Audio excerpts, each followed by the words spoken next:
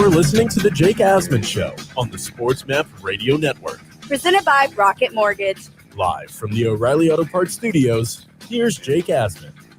Our next guest has covered the New York Yankees for a long, long time at MLB.com.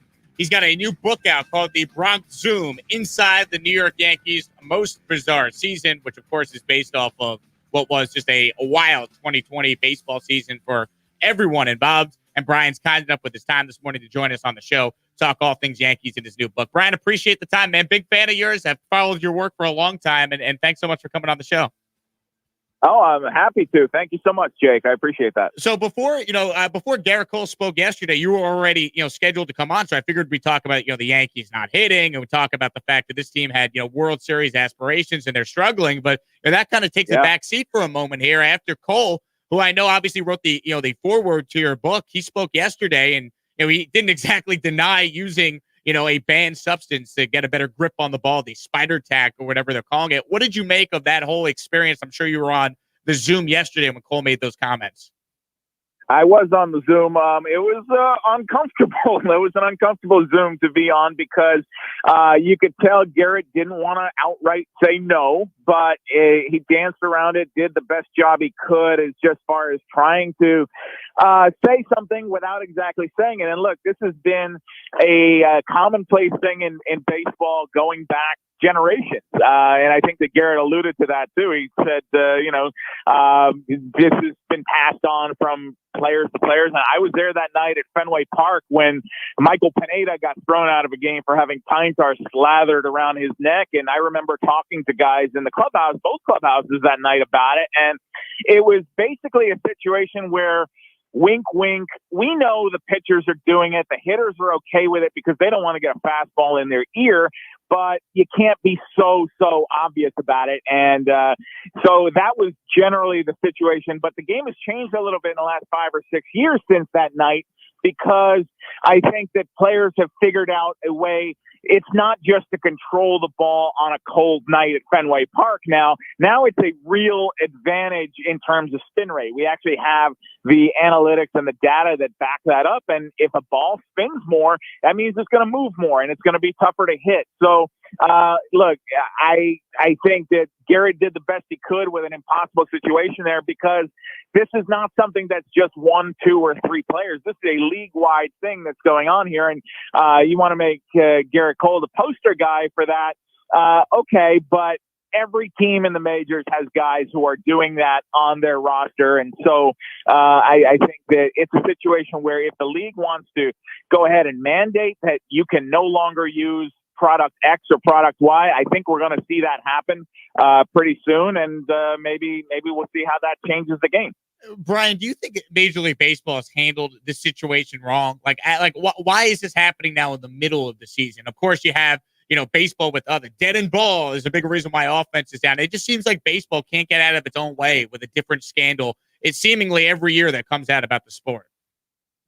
Yeah, I think it's developing. I don't think that anybody anticipated this in spring training. This is not a topic that I heard in spring training camps. But it is a topic that goes on in clubhouses. I've talked to several players who say that, we talk about it all the time, that this guy's putting this on the ball or that. And it's not, I grew up in a time where spitballs and scuff balls were what we were talking about. Guys who were trying to load up the ball and scuff it on their belt buckles. And so it's just different now. They're just trying to find a different advantage. I remember covering a game in Toronto at the Rogers Center, and it was a night game with the roof closed, and I saw Yankee pitchers putting on sunscreen, and I was thinking, oh, that's strange. That's funny that they would do that.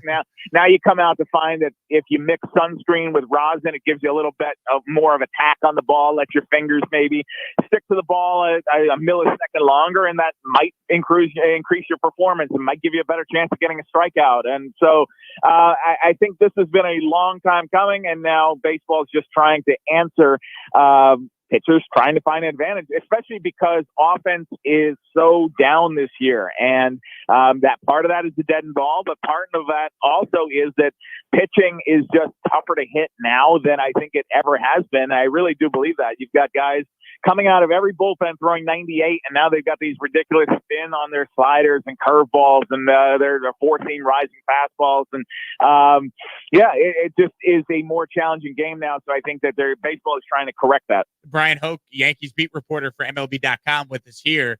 Brian, do you think there's going to be big changes in offense now with the implementing of these rules to prevent these substances from being used? We're hearing umpires are going to check starters and relievers coming out multiple times throughout a game to make sure nothing's going on. Do you anticipate that making a drastic impact on offense picking back up around the sport?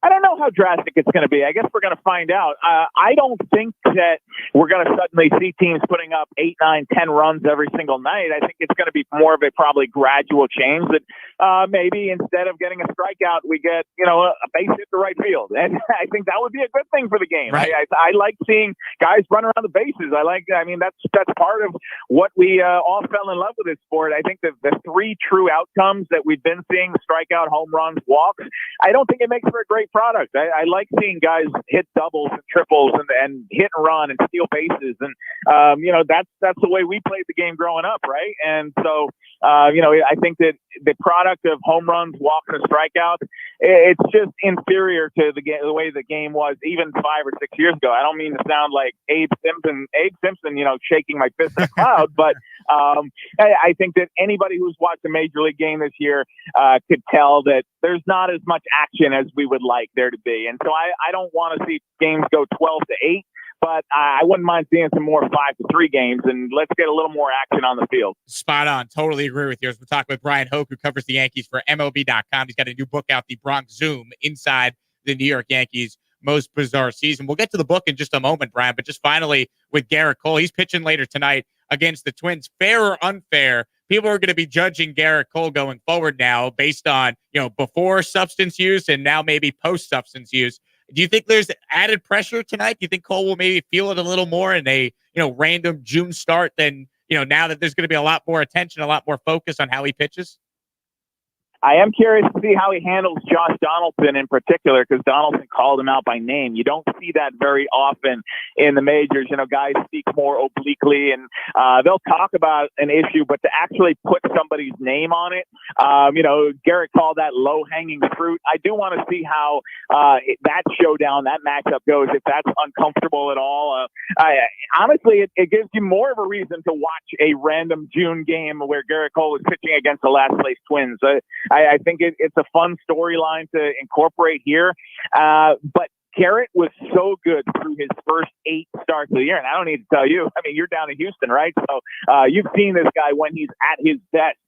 He was that good his first 8 starts of the year. The last 4 have been subpar, mediocre probably, but certainly by Gerrit standards. I am curious to see how he bounces back, because his last one was not very good. He gave up 5 runs to the Tampa Bay Rays, and and that had us all looking at his spin rates, especially considering what's going on now. So I want to see if that changes. He said it was a mechanical issue. I want to see those numbers. I know I'm going to be logging on to that Baseball Savant website during the game tonight. Let's see exactly what is going on there, because we do have that data now, and we can look at that.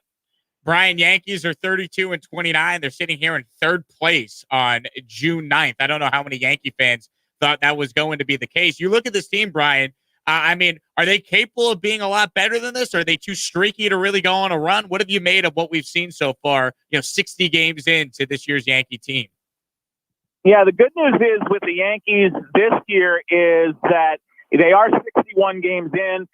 If it was 2020, their season would be over, and they'd probably be on the outside looking in. So they do have time to correct it, because they're playing a normal 162-game season this year. But clearly the offense that I expected, that most people expected, has not been there with this lineup. And as we've talked a little bit about that being a league-wide phenomenon, but I don't think any of us had the Yankees near the bottom of the majors in runs scored. So it's something more than just the fact that the pitching has been so dominant around the league. I think this team has made too many outs on the base pass. They lead the league in hitting into double plays. They lead the league in runners thrown out on the bases. We've seen some terrible base running from this team. Much better last night in that game. They played a more complete game. So maybe that was a sign of things to come, as Brett Gardner said after the game on the Zoom last night. But clearly, I thought pitching was going to be the problem for this team. The pitching has actually carried them. They just haven't scored enough runs, and Aaron Judge has been probably the one guy in that lineup that you don't want to pitch to. Everybody else has been very, very streaky. So if they don't get the guys that they were counting on to hit to the back of their baseball cards, I find it difficult to believe this team can catch up in the division. Bryan Hoch with us here. So, Brian, the book, The Bronx Zoom, which first off, the title is absolutely phenomenal. A perfect way to kind of encapsulate what the last year change has been like, basically for everyone dealing with the pandemic. The Bronx Zoom inside the New York Yankees' most bizarre season. You covered the team up close. I know you spoke with a bunch of players, coaches, people in and around the team to put this book together. What was the inspiration for why you wanted to write it? Yeah, no, I lived it. I was in spring training when everything shut down and the world stopped. And, I was here with my family. We were scrambling just as much as the players were to try and figure out heads or tails what was going on. Because if you remember, we didn't know what we were dealing with. The league said at one point, they were like, opening day will be delayed by at least 2 weeks. And that wound up being much, much more. And we didn't get back on the field until July. And, there was a long period of time there where I didn't think I was walking into Yankee Stadium last year. And some of the players thought the same. They thought the season was a loss. And I just remember going back up to New York for summer camp into New York at Yankee Stadium. And I was thinking that if they can pull this off somehow and even have any semblance of a normal season in empty ballparks and with the COVID testing that's going on and, traveling around with the change of divisions and the revamped playoff schedule. And there was so much going on in the world as well, not just the pandemic, but the social justice movement, the Black Lives Matter, and this presidential election that was capturing everybody's attention. There was so much happening in 2020 that I said, if they can pull this off and play a season here, this is a book. I credit to my wife for coming up with the title. Connie came up with the title Bronx Zoom because it is absolutely fantastic. And I appreciate you saying that. But it's a baseball book, but it's also a book about 2020 and, not just these guys as athletes, but what they had to go through as humans, guys with wives and families and kids and dealing with what was a very heavy year, but there was also some fun stuff involved too. And it was great to just have something to cheer about. How nice is it having fans back in the stands, Brian? It makes such a huge difference. It really does, because I write about this in the book. Yankee Stadium and all the parks were closed to all except 35 media members were allowed in every single day. So I talk about the experience of walking in. It was this very post-apocalyptic kind of eerie situation where you walk into a dark Yankee Stadium and all the concession stands are closed and it's just abandoned. It looks like it's The Walking Dead. And then you walk in and the lights are on and there are the Yankees in their pinstripes at 7:05 ready to play a baseball game. And you're looking around thinking, this is the weirdest thing ever. And it really was. The first few times it was kind of cool. And then after that, it got really old, really fast. Having that piped in and noise from a computer video game that they had playing over the loudspeakers. It made such a difference this year to have an opening day, to have fans. And we're seeing more and more fans back in the ballpark. I know down in Texas, things have been more open than up here in New York, but the Yankees had 20,000 on their last homestand, and I expect that to continue to increase. But even when it was down at 10,000, that was so much better than zero. I can't even put it into words. He's Bryan Hoch. You can find him on Twitter at Bryan Hoch. He covers the Yankees for a long time for MLB.com. The new book, once again, The Bronx Zoom, Inside the New York Yankees' Most Bizarre Season. Brian, thanks so much for a couple minutes this morning. Continued success. Best of luck with the book, and I'd love to get you back on again soon. All right. Thanks so much, Jake. I really appreciate it. Bryan Hoch with us there on our progressive guest line, talking all things Gerrit Cole, sticky substances, Spider Tack, and, of course, his new book about the New York Yankees in the 2020 season. Quick break. We wrap up our show for a Wednesday. This is the Jake Asman Show, and you're listening to us right here on SportsMap